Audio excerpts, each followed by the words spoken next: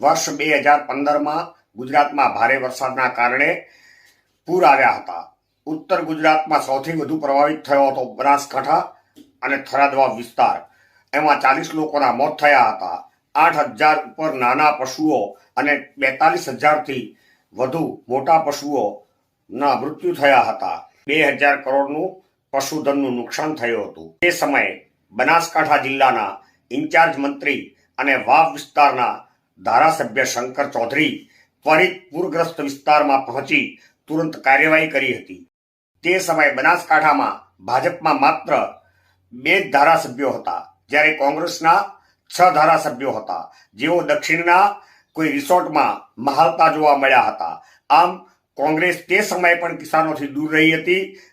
દિવાળી પછી ધરણીધર ઢીમાથી એક યાત્રાનું આયોજન કર્યું હતું, જે યાત્રા સંપૂર્ણ ગુજરાતમાં રેલી સ્વરૂપે યોજાવાની હતી, પરંતુ આ યાત્રા માત્ર વિચારાધીન જ રહી અને કોંગ્રેસ પ્રજા વચ્ચે જઈ શકી ન હતી।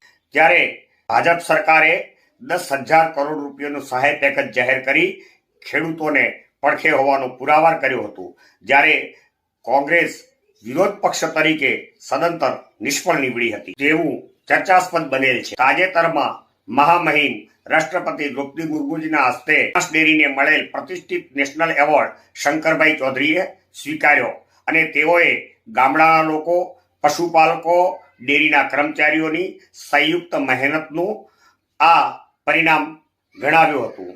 શંકરભાઈ ચૌધરી જમીની નેતા છે।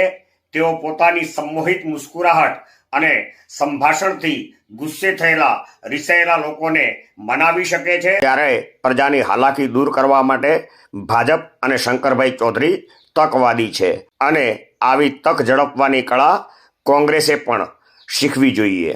ત્યારે આ બાબતે વિસ્તૃત જાણવા માટે જુઓ રિલેટેડ વિડીયો।